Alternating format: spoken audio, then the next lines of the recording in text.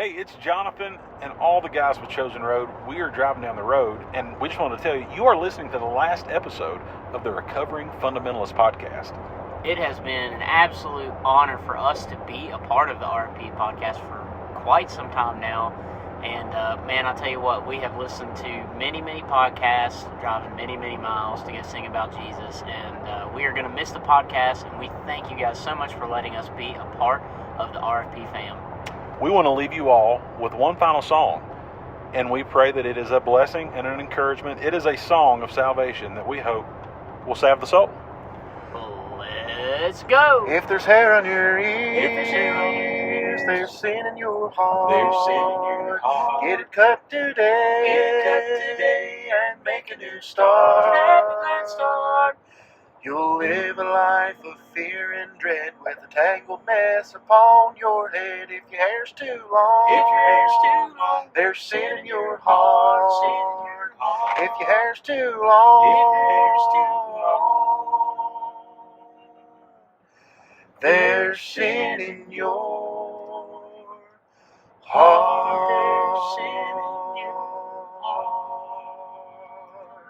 Hey, bad. There are moments in life you never forget. Moments that leave a mark. Not because of the spotlight or the numbers or the noise, but because of the journey, the people, the pain, the laughs, the healing. And this is one of those moments. 5.5, almost 6 years ago, we sat in front of a microphone not knowing what this would become. We didn't have a roadmap, didn't have a platform. We didn't have all the answers. Honestly, we were just trying to tell the truth, to say out loud what so many of us have been keeping buried for years, and to give a voice to the voiceless. We started this podcast because we knew we needed to give a voice to so many who just couldn't put into words what they were feeling. We were asking hard questions about faith and God, church, legalism, and everything that we were taught not to question. But I never imagined what would happen next. Somehow, this little podcast turned into something so much bigger. It became a lifeline, a mirror, and a movement. You showed up. You listened. You shared your story. You found your voice. And together, we started walking in freedom. Oh, we've laughed until we couldn't breathe. We have cried over wounds that still haven't fully healed in some cases. We've had hard conversations. We've lost friends, and we have made new ones. Man, we even made it through a global pandemic together. But more than anything, we learned that grace is real and that Jesus is better than man-made religion, and that there is life on the other side of emotionalism and legalism and man-made ideology preached as the word. Today is episode number 200, the final chapter of the Recovering Fundamentalist Podcast. I'll be honest, that's hard to say out loud, because this just isn't the end of a show. It's the end of a season, the end of an era. And for me, it's deeply personal.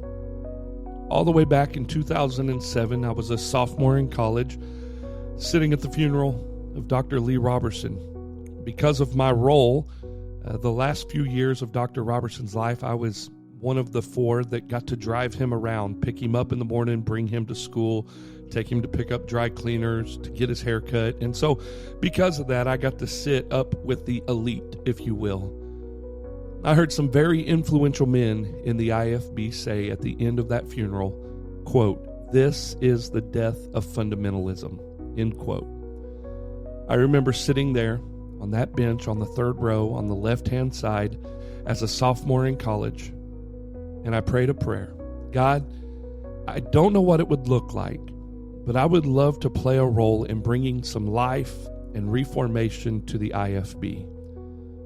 And y'all, I feel like in some small way, God has answered that prayer. I'm not here today to mourn something that's ending.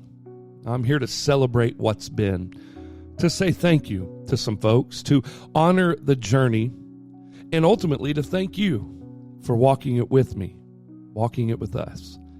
So before we go any further, before I say anything else, I want to say the words that have carried me through some of the hardest, most beautiful, most transformative moments of my life in this last 6 years. One last time, with everything I got.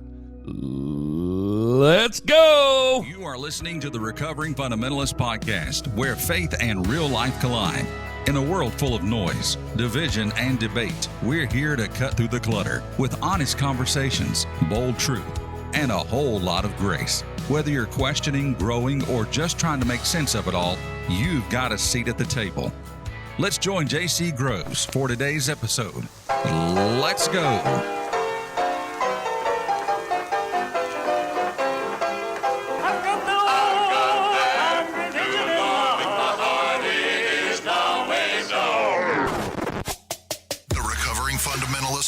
Starts in 3. You know what makes women stupid is college. Jesus was not a bartender. Hi, man. 2. You have lost your mind. Long-tongued heifers have given me a lot more trouble than heifers wearing breeches, and you know that. Say amen right there. 1. Let me tell you something, bozo. They'll be selling Frosties in hell for this boy. Puts on a pair of pink underwear. Amen. I sucked my thumb till I was 14 years of age.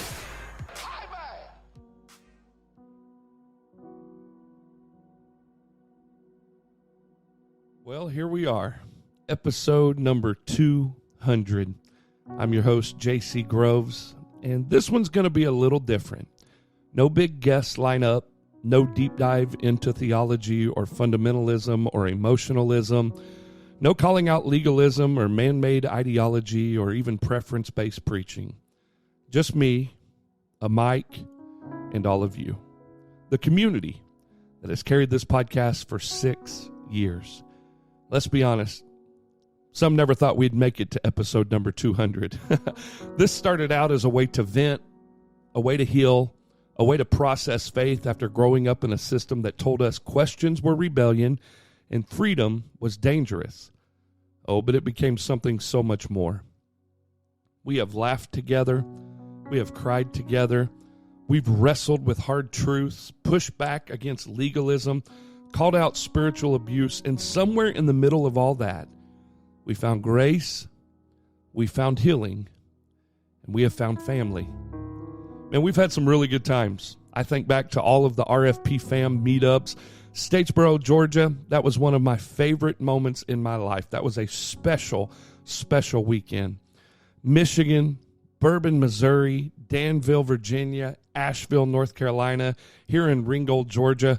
Man, we even went to Israel. Oh, to every guest that has sat down and shared their story, I want to thank you. Think about some of the guests that we've had on this podcast. Of course, Matt Dudley, he was also a host for a few episodes. Sam Jones, Phil, and Paul Kidd. Of course, many of you started listening to the podcast because of our episodes with Phil Kidd. We've had the former president of the Southern Baptist Convention, Bart Barber, on. Christiana Miller, our friend Dr. Marcus Merritt, Daniel Wynn, Jacob Kessling, Danny Hesterly, Chris Gottner, John Bubar, Tommy Sewell, Kyle Gray, Shane Pruitt, Dr. Dave Douglas, Dr. Steve Pettit, Ken Scott, Robbie Gallaty, Trevin Wax, Greg Steer with Dare to Share Ministries, Brandon Neal, Dr. Stephen Boyce, Dr. Mark Milione, mission.edu, Barnabas Piper, Jared C. Wilson, Benjamin Watson, John Cooper, Dr. Tim Lee, one of my favorite episodes, Jim Cimbala in his office at the Brooklyn Tab. Of course, we had Chosen Road on. You heard them at the start of this episode. They're some good friends of ours. We've had on Blake Long, Brian Drake, Reba Bowman, Jennifer Brantley, Jen Wilkins, Billy Mill, Dr. James White, Mike and Jen Peters, Bob and Kelly, still can't say their last name, Josh Combs, Brandon Holt, rest in peace, buddy, the great Chris McClarney, Mark Ward, Hunter Strength, the original Recovering Fundamentalist, Mark Lowry, Josh Tice, Ed Young, Lois McNair, Josh Cardwell, Adam Tyson, who could forget Nathan Rager? I wished I could. We also had James McDonald on, but we never aired that episode, and for good reason. Y'all, we even had Anon accounts on X, Twitter back then. You remember that? Lloyd Legalist, Northwest Seminary, wrestling pastor, the loving pastor, the great IFB preacher clips, the OG bad preacher clips, and even Deacon Randy Ranger, but no one cares, right? I want to take a moment to also honor the incredible voices that made up the RFP network. What started as a single podcast turned into a network of like-minded leaders and conversations that reached even further. To the Men of Valor podcast, Eric, Travis, and even old Randall, I want to thank you for showing up and showing what biblical strength and integrity looks like in a world that desperately needs it. To one of my favorites, Beers and Bible, not just on the network, but even before and now, Anthony and Michael, you guys brought theology and authenticity to the table in a way that both is approachable and real. I've always appreciated your honest conversation and the way that you make space for hard questions, as well as good beer. To the For Freedom guys, Brett and James, and even John, your commitment to religious liberty and clarity in the world of confusion has been both bold and needed. Also to the ladies at Grow and Grace, Shanna and Kristen, thank you for the grace-filled perspective that you bring week after week. Your voices have and are giving hope and healing to so many people.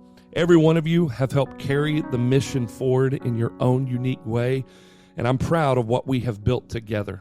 I'm grateful for how you've helped people move from fundamentalism towards freedom, truth, and even Jesus, and I am rooting you on. Even though we're not a network anymore, I'm still rooting you on, and I'll be listening. I got to show some love and some gratitude to the RFP Fam Facebook group moderators, Sheriff Chris and Allie Brown, Brett and Emily Martin, Daniel and Ashley Wynn, even the former moderators, the Lancasters, Lindy Liu, Kelly Brewer, Josh Johnson, Clay, Bob and Kelly, still can't say their last name, and the Spurgeons. I want to thank you for being who you are. You helped create and protect a space for thousands of people where they could wrestle with questions, they could ask questions, they could share stories, they could find community.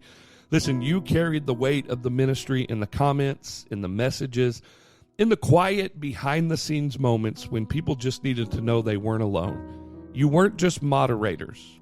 You were pastors, encouragers, and trusted voices to know that a group of people in some of the most tender, vulnerable seasons of their lives were experiencing hope. I know it wasn't always easy, but your faithfulness mattered more than you probably realized. Thanks for believing in the mission, for loving the RFP fam well, and for standing in the gap. When people needed a safe place to land, you provided that for them. I also want to thank Brett Martin again for his social media skills. He kept our TikTok running well. Cowboy Kyle and Sam Jones, they did a great job on two of the greatest intros in podcast history, in my opinion. We've used some great studios, J Radio, Studio 148, and Clint Powell. Those guys are awesome. I want to give a huge shout out to our patrons of Patreon. These folks have helped keep the mission moving forward. And I'm telling y'all, I'm going to share in just a minute, but what's coming next is bigger than just a podcast. It's a resource center, a community, a movement, and I pray you would prayerfully consider staying on board. Even those of you that haven't yet, jump on board. The best is yet to come. I'll tell you more about that here in just a minute. Can't forget Michelle McKibben with Free Life Soap. That woman kept us smelling good and clean for many years. Thank you, Miss Michelle. Go on over and buy some Free Life Soap. You can still try to use the promo code RFP. I don't know if it works or not, but it's always worth a shot.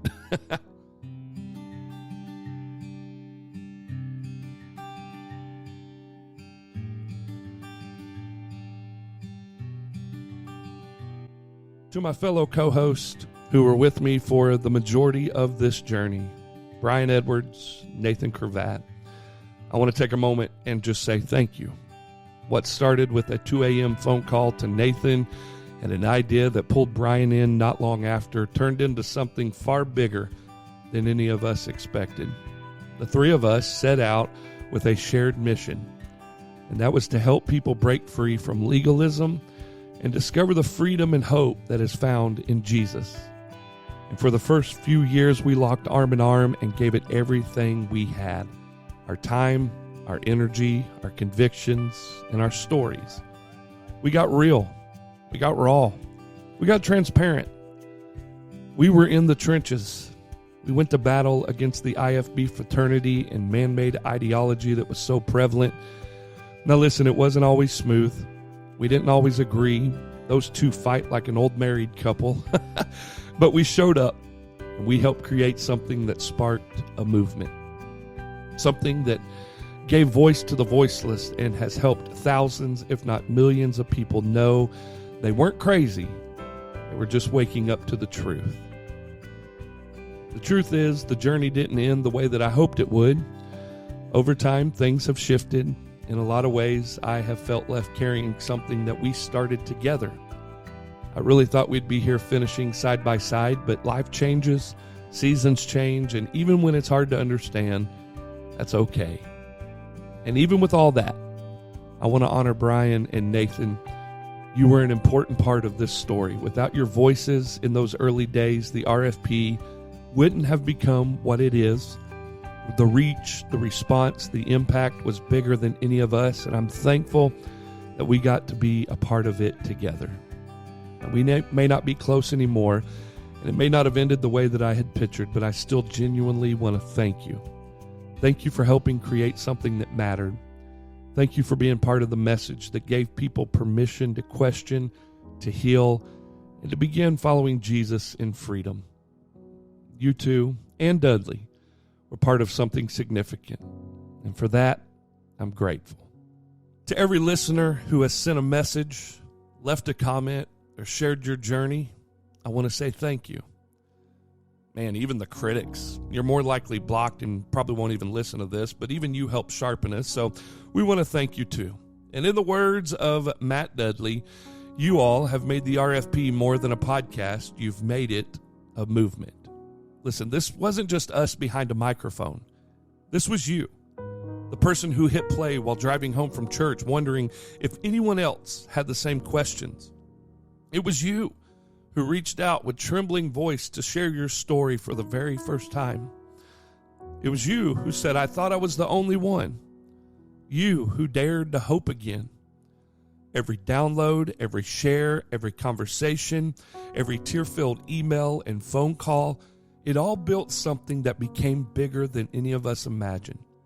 Listen, friends, we weren't just telling stories, we were breaking silence.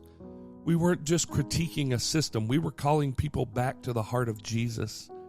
We weren't just recovering, we were reclaiming our voice, our faith, and our freedom. Over these last 6 years, I've seen people find the courage to leave abusive churches. I've seen marriages restored after years of religious pressure. We've watched men and women walk back into church not out of obligation, but because they encountered grace again, some for the first time.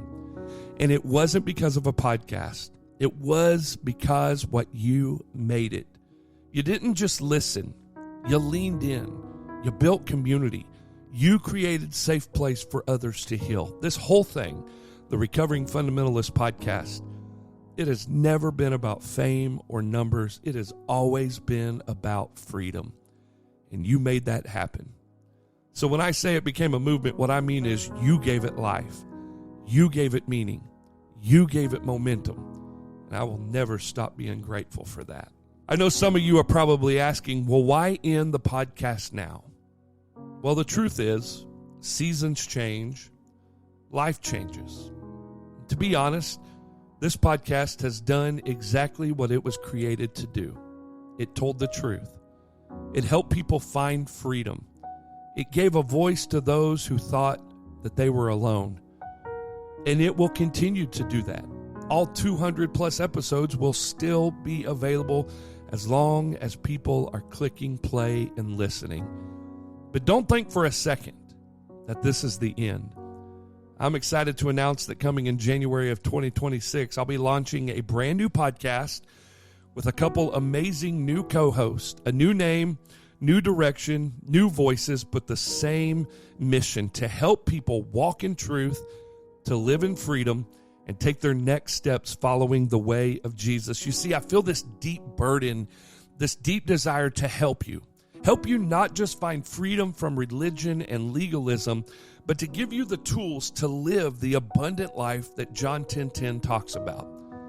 Coming in 2026, it's not just a new podcast, it will be a resource platform to help you become more like Jesus together as we find the formations that will help us follow the way of Jesus.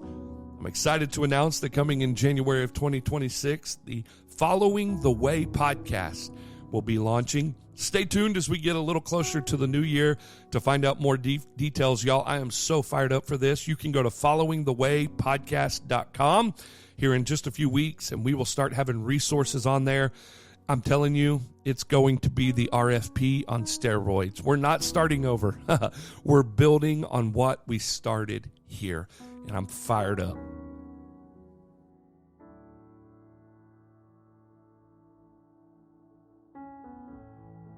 Well, joining me on this final episode is someone who more than likely has not listened to a handful of the last 199 episodes, but she has lived every one of them out right beside me. She's been in the trenches, in the late night edits, the hard conversations, the celebrations, the criticism, and through it all, she's been my steady, my support, my ride or die, my bride Kim. Babe, it only took you 200 episodes to get here solo, and here you are. No backup, no safety nets, just you and a mic. And so I'm curious, what's all your take on this? What's the journey look like from your side? And what would you want to say to the RFP fam, the folks who have walked with us on this road? Well, as we've been kind of processing over the last couple of weeks, the ending of this podcast, it kind of made me look back to the beginning of everything. And I remember the night driving home from Dallas, Texas, when you called Nathan. Yep. It was like probably 2 a.m. It was very early in the morning. You were over there snoring. I was for a little bit. But y'all were just talking about this crazy idea of this podcast that would kind of call out the unbiblical things that y'all had been seeing for years, but nobody was talking about, and would kind of just put a microphone in front of your faces to talk about these issues. And I mean, even though y'all didn't know anything about podcasting or anything like that, you just kind of wanted to see a revolution in the IFB movement, and kind of wanted to be able to call these things out and to give biblical truth for this stuff. And so I didn't grow up around the IFB, so it was a culture shock for me, very much. I was definitely not prepared for the intense hate and the scrutiny that followed for the next 5.5 years. It was intense. It was, I'm a people pleaser, and so I don't like to ruffle feathers. I like there to be peace on earth. I like everybody to get along. And when you're doing this kind of thing, sometimes that's just not possible. And you married the complete opposite. You did.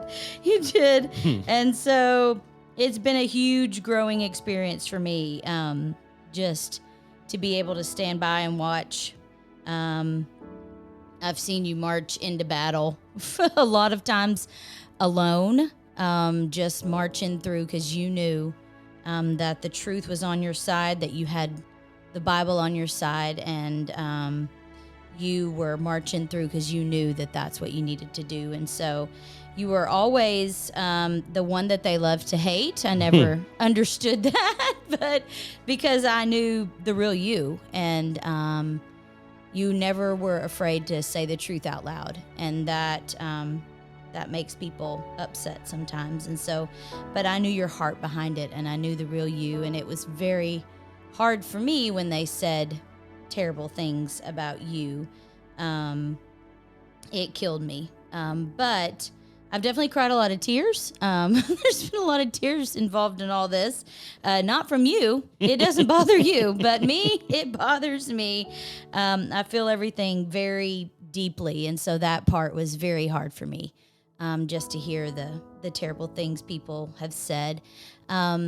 But I was thinking about the other side. Yeah. About the intense love and the healing that has come from all of this. Sure. And the beautiful community that was built out of like this crazy idea. And it's far outweighed all of the bad, all of the negative that's come out of it. It 100% has been amazing. Yeah. The people that we got to meet that we would have never met any other way.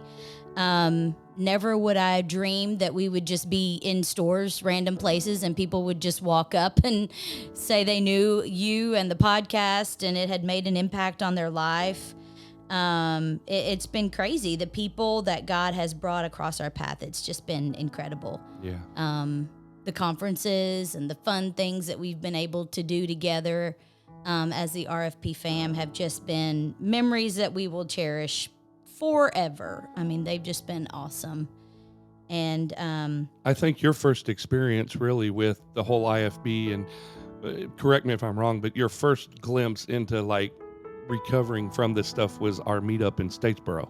yes, that was the first time I had kind of ever been around that. And it was just amazing. We were out in the middle of Bumbleville, Statesboro. We were That out place was weird. in the middle of everything. It was like in a barn or something. And we just cooked all this good food and we were all together. And I remember we went to this little chapel thing that they had. We might have had like maybe a guitar or something.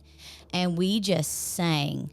And it was incredible. And it was a glimpse into the amazing family that was coming together and the amazing thing that was being built. And it's a once in a lifetime thing that we got to be a part of. Sure. And we will never, ever, ever take that for granted. So right here, right now, on the record, I'm curious because I don't know this. How many episodes of the Recovering Fundamentalist Podcast have you listened to? Well, a lot of them I listen to when you're editing them and stuff. So it's not like I haven't That's a listened cop-out. to How a many bunch. have you listened to? I would say probably 25 or 30. Unbelievable. Unbelievable. Sorry. Well, that's okay, because I'll be honest, I have not gone back and listened to hardly any of them because I hear them when we're recording it and then the edit, and I just don't go back and listen to it. So you've probably listened to more than I have. Yeah, I have. Well, and I listened to a lot of them like when you record them, or like the ones in Vegas, I listened while you were recording them. I was actually there, for a lot of them. So At least two. yeah. But anyways, So what would you say to the RFP fam, many that you know and many that you don't, but they see our life on social media here on the podcast? I mean, there are many people that feel like they know you and the kids because of, we've been very transparent here on the podcast. What would you say to the folks now that the RFP is ending and what's coming? well, I would just say just a huge thank you to everyone because the RFP fam has gathered around us. They have gone to battle for us so many times as a family. They have defended us. They have been loyal. Your kindness and your friendship, it was not taken lightly, and it made all the difference in the world, and it made such an impact on our family and on me. And I know that this is not the end, that it's only the beginning, but it's from the bottom of my heart. I just want to say thank you to everyone. Y'all have made every mile of this journey worth it, and we love you so much. That's it. Look at there. You can do it. You can Boom. talk on a podcast. Boom. It only took 200 episodes to get you on here by yourself. The best for last. Oh, there it is. Thanks, babe. Before we close this out, I want to speak directly to the one that is still hurting, the one that's still in it. You're still trying to untangle faith from fear. I want you to hear me. You're not alone. You're not crazy. You're not beyond hope. There is real life on the other side of legalism. And I hope that what we have done here on the Recovering Fundamentalist Podcast will help you understand that there is a faith that's deep and honest and messy and beautiful, and you don't have to have it all figured out. You just got to keep on going. You know what my hope is? In 20 years from now, someone finds this podcast and hears exactly what they need to keep going. That 15 years from now, we run into each other, like Kim said, and you share your story of how far you have come. 10 years from now, you're walking in freedom and you've been seeing Jesus a real and a new in your life. And whether you're just now tuning in, you're on episode 5 or 150 or 199, my prayer is the same, that you will discover the real and abundant life that Jesus talks about. Not a life bound by fear or shame, but a life filled with grace and freedom and the love of a God who will never let you go. Keep going. Freedom is real, and it's waiting for you. Well, friends, here we are. The end of an era, 200 episodes later. I still can't believe this happened. 200 episodes ago, we were trying to find our way through the fog, trying to make sense of the wreckage of legalism, of guilt, of the God that we knew, but was being distorted by man-made ideology and legalism. And what we didn't expect was you. I didn't expect this community. I didn't expect to be seen and known and challenged. I didn't expect the healing that would come from simply telling the truth and listening to others tell their story. Y'all, this has been more than a podcast. This has been a sanctuary, a fight club at times, but always a family. And as I sit here recording the final episode of the Recovering Fundamentalist Podcast, I want to thank God for giving us this platform. I want you to know that this is not goodbye. This is a thank you. Thank you for showing up. Thank you for walking with me. Thank you for trusting me with your stories. Thank you for letting us be a part of your story. I don't know what the podcast meant to you, but I can tell you what it meant to me. You've helped me remember why I love Jesus. You've helped me remember why community is so important. You reminded me that truth doesn't have to come with shame, that grace is still good news, that freedom is possible, and that we are never really as alone as we think we are.